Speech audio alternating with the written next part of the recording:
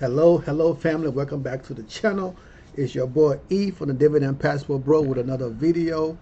And I am so excited to say once again, as I always say, guys, thank you for the support. We at 100, we had 1,367 subscribers. And after we hit 1,000 and the number kind of slowed down a little bit, but we about to be hitting 370 here probably by the end of today, if not tomorrow. So I appreciate you guys watching the content and sharing the content.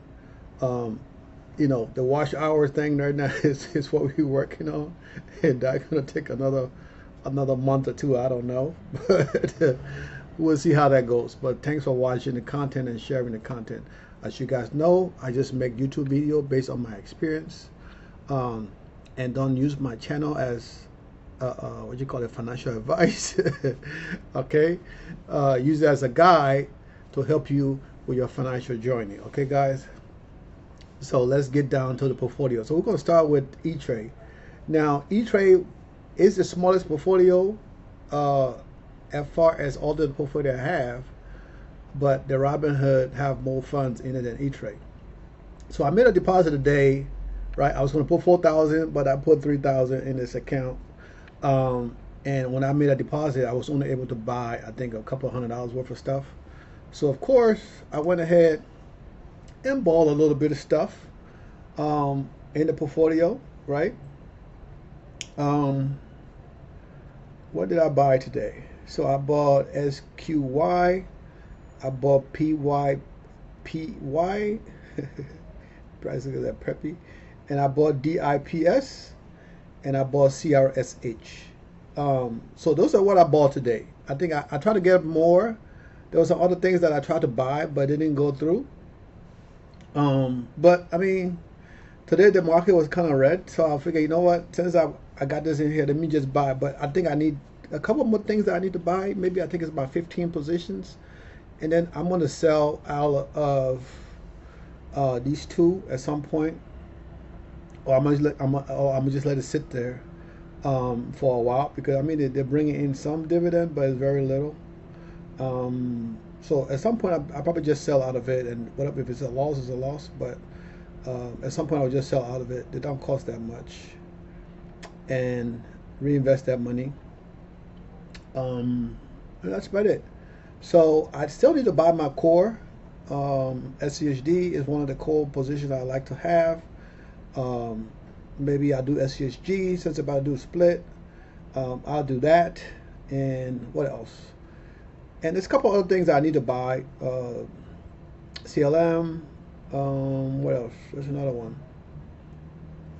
It's another one I can't think of now on my list of things I usually buy, but it's a smaller position. But I usually buy that as a buffer. So I invest in the high yield funds, and also JEPQ and JEPI. Those two also. This high yield, but it's compared to these guys that are paying 70-80%. Those are paying like 9-10%. So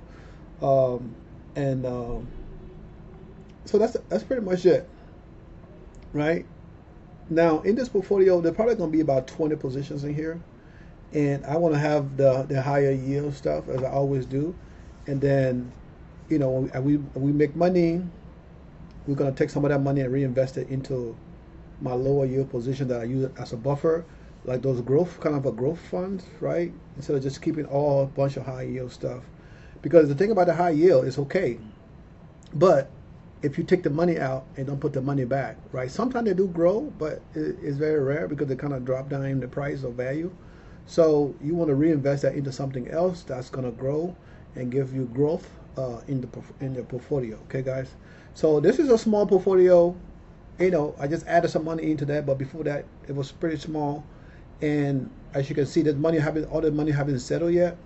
I was able to buy some stuff today, but all the money haven't settled yet. So probably, I think in the next couple of days, maybe by Wednesday, if not tomorrow, all of the funds should settle.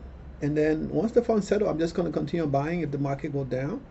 But even if the market don't go down, I'm going to get all my core positions, all the positions that I need in here, And then after that, I would just, do what I do, right? Keep collecting. I'm gonna get 1 or 2 shares like I got now, 1 or 2 shares in here of each, right? And just let it sit there. And then whenever the market will go down, like then I will buy. But the thing is to kind of get these positions going fast because your boy's running out of time. I got to charge that $12,000 from my credit card to pay tuition. I thought these were going to kind of fly a little bit, but it's kind of going back down. I spent about $100 today buying some more positions in Shiba. I spent $100. I wish I had the extra money. By the time it was down to I think it was 10 or 12 or something like that. Right now it's back at 17, but I spent $100 today, so you can see this position going up. So at some point, I'm probably going to get this to 200 million, right? It's not going to take that much, maybe another $100 to get it up to 200 million. And I keep adding to this because at some point I'm hoping, well, it's going to get to $1. If it does get to $1, I mean, I'm probably already going to be a millionaire then by the time it gets to $1, but still, hey, got to set up for the kids. The kids will be set for life if that happens, right? If it don't happen, then we're just going to hope Ethereum go up. But I was able to deposit $1,000 into this portfolio, and I spent a lot of money today buying stuff. So I bought a lot of things in this portfolio. I got my JEP, JEPQ, SGSG. I got some Palantir in here. I bought this one was down, so it went up a little bit.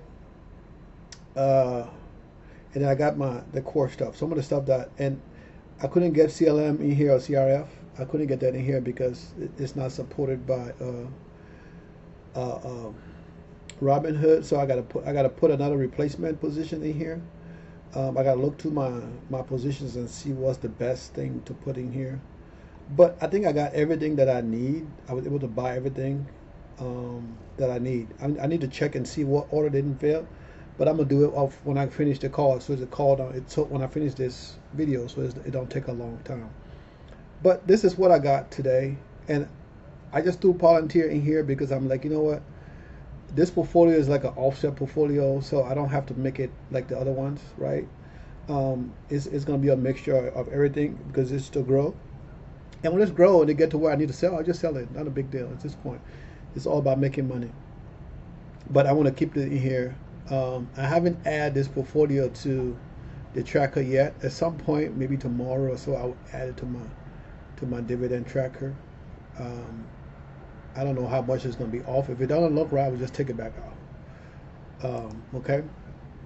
So we get down to Charlie Schwab. I didn't buy nothing today on this position. We do got a little bit of growth here today. A little bit of gain. I think at some point it was higher than that when I checked the market earlier today. But and it went down. It looked like it went back up. But like I said, I'm not complaining. It is what it is. I'm happy with this position. I think I'm going to add MO Altria to my position here in the Robinhood to cover up, and I probably add MO in there too for my positions in Robinhood. Yes, I couldn't get CRF and CLM, did not support it. But I got everything else that I needed. So, I mean, I think that's good. I got SCHD. I think I'm going to skip the QQQY position in there for now. I might decide to buy that later, but for now, I'm trying to keep the position under 20.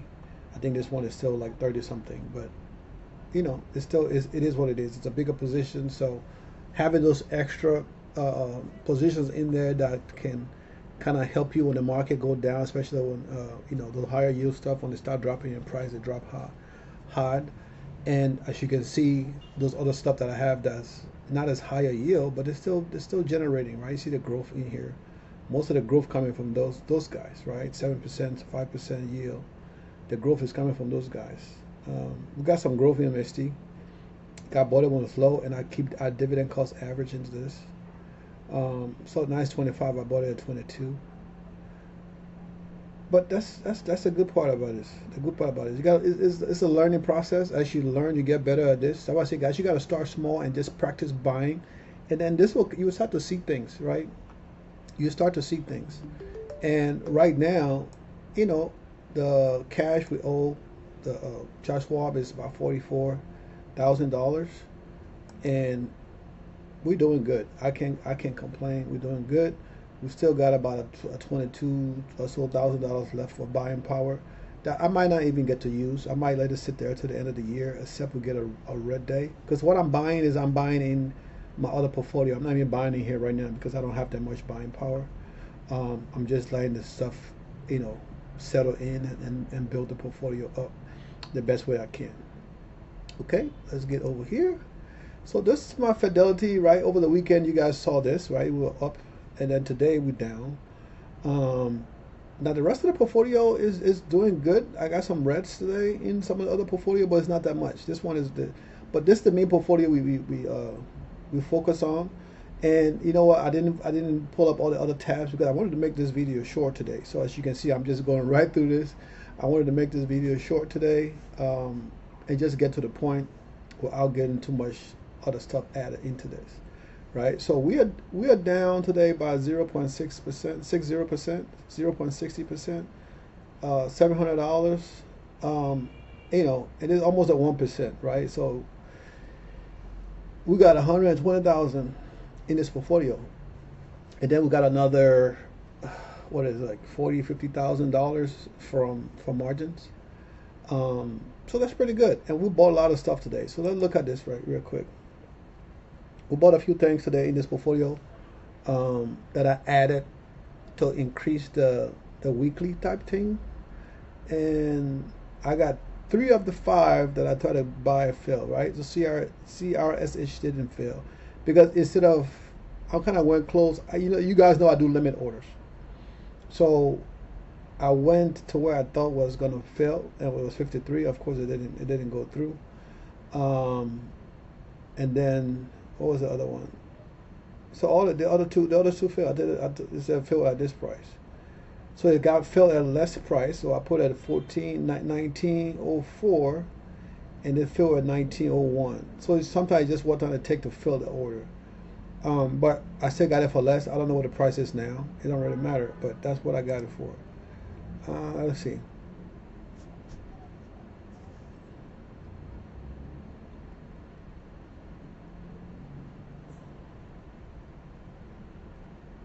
Yeah, I don't know what the actual price is right now. I'll check that later on. But that's what it got filled for. So actually, hopefully, it will make some money on that. But that's what it is, yo. So let me see. What was the thing? Oh, I'm looking in the wrong place.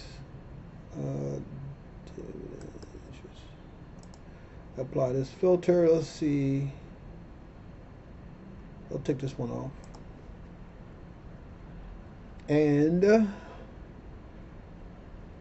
I mean, this is from the weekend. You guys saw this from the weekend. So all of this is still processing. It's probably going to complete today.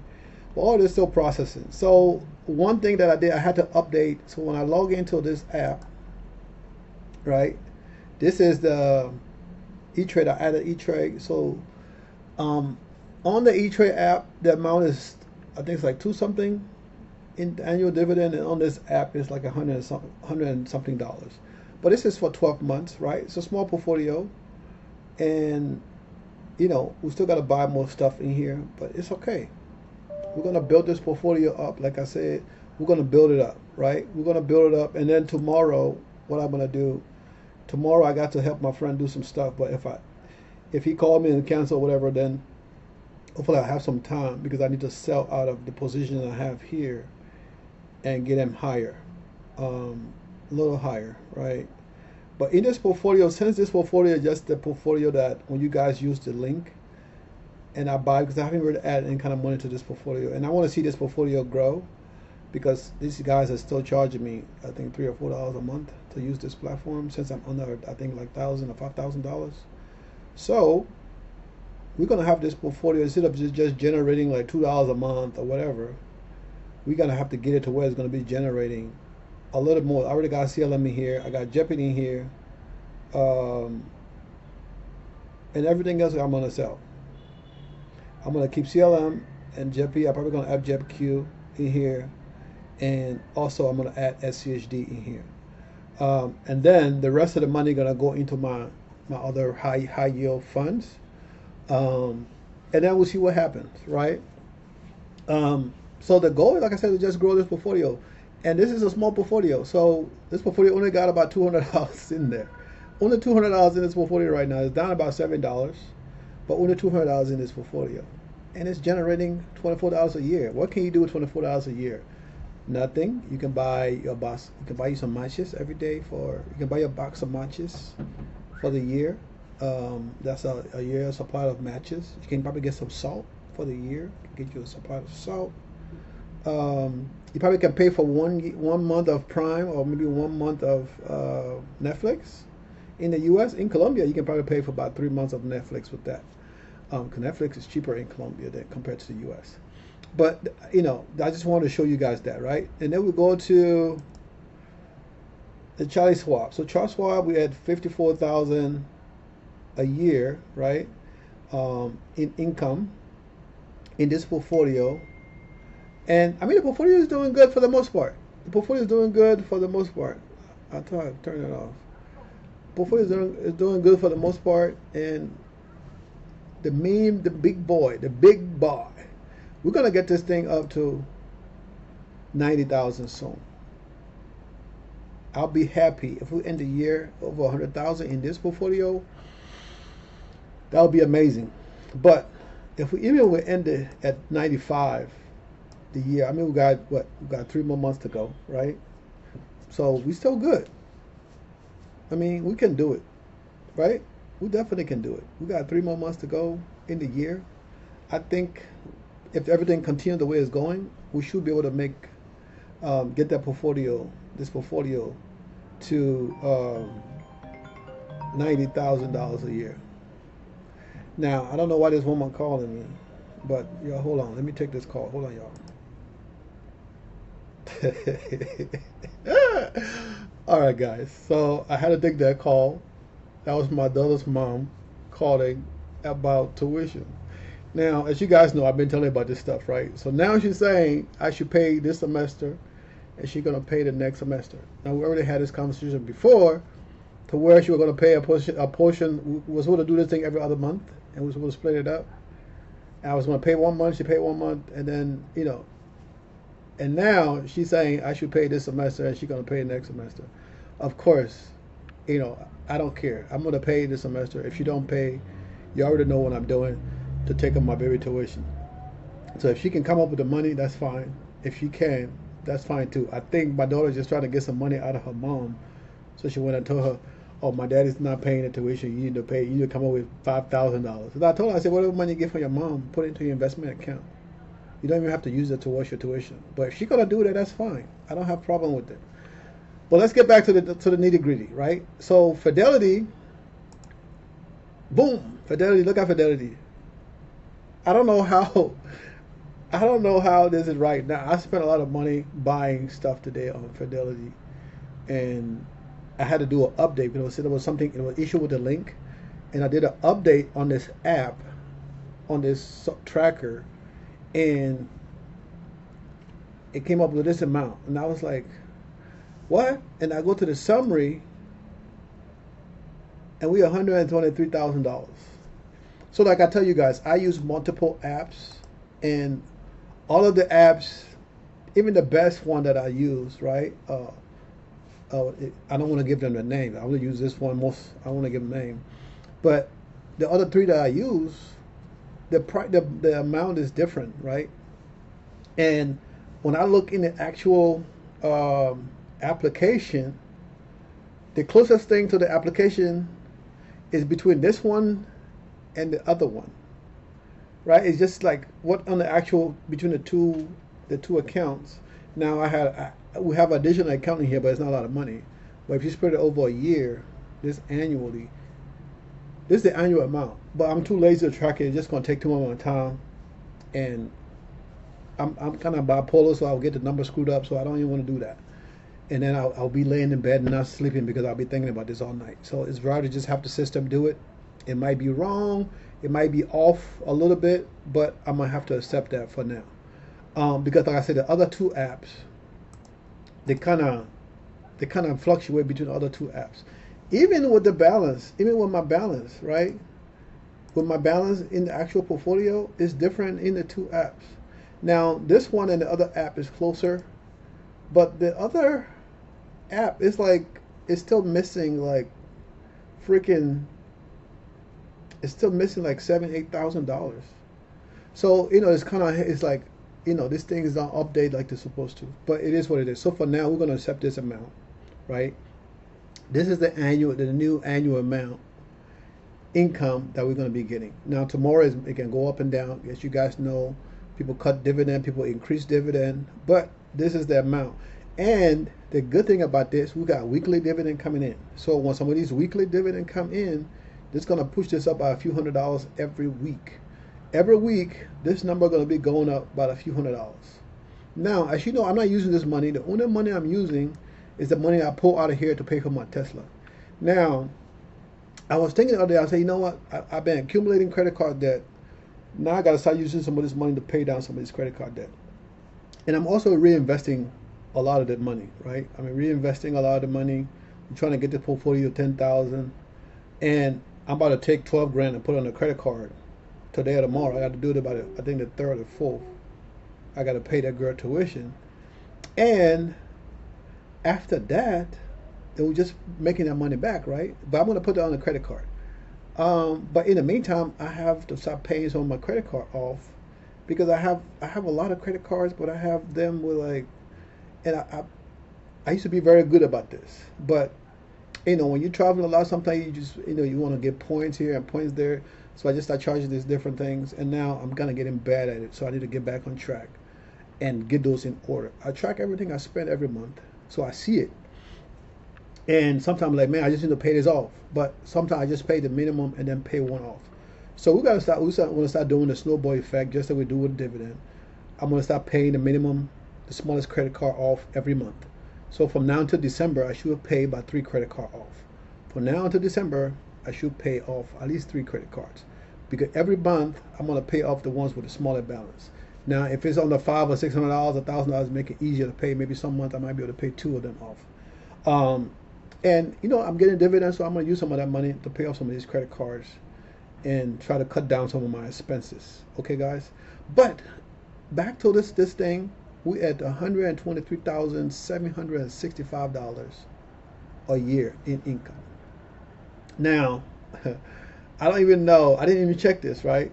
I didn't check this. Usually I would check it, but I didn't even check this part. So I'm doing it with you guys. Let's see what we got. Oh man, I thought it was gonna hit 10,000. I thought it was gonna hit 10,000, but we had the 8,000 mark.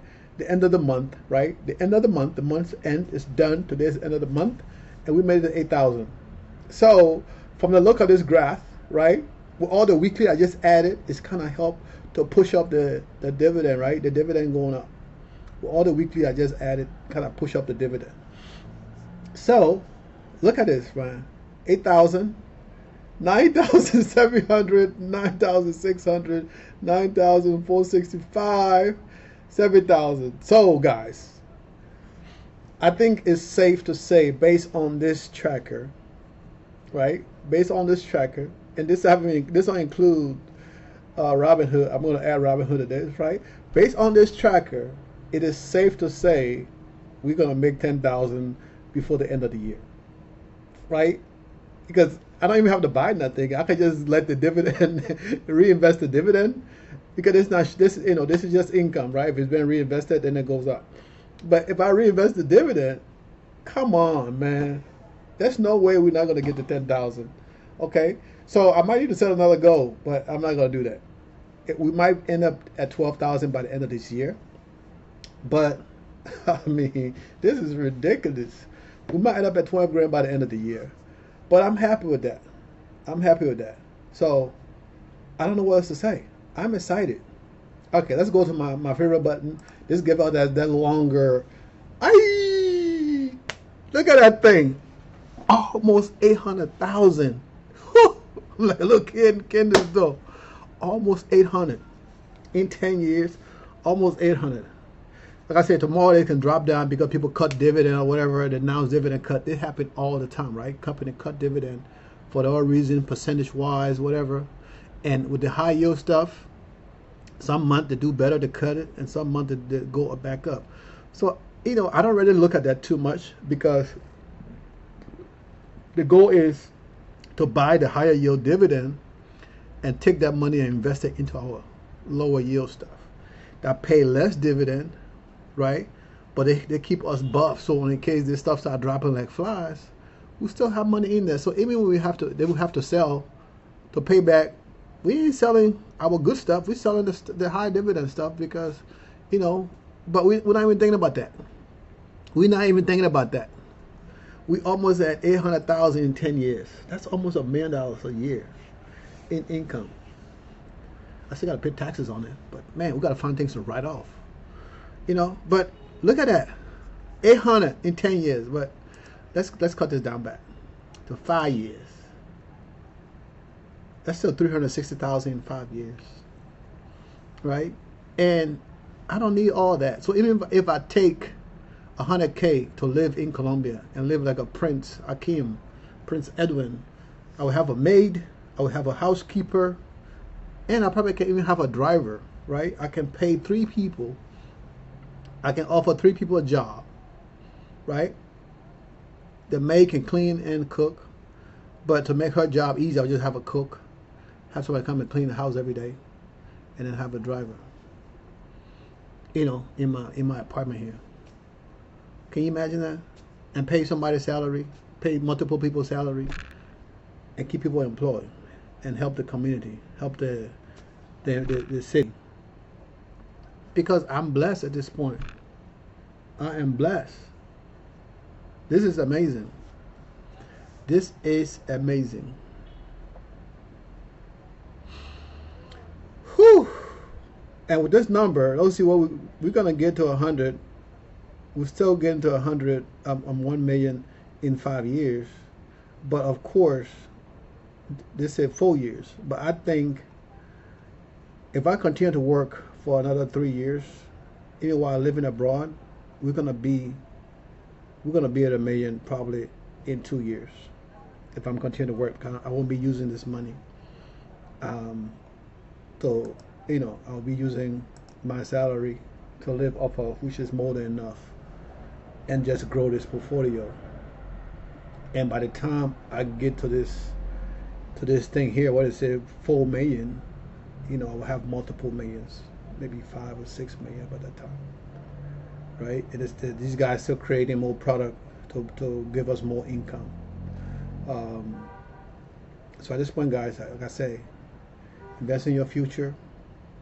You got to start today. Don't wait. You got to start today, because the longer you wait, you're just hurting yourself.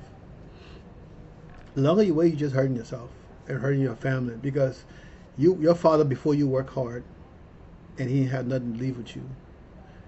Now, your mother worked hard, didn't have nothing to leave with you. Now you working hard, and you're not gonna have nothing to leave with your children, right? Your wife working hard, you got nothing to leave with your children.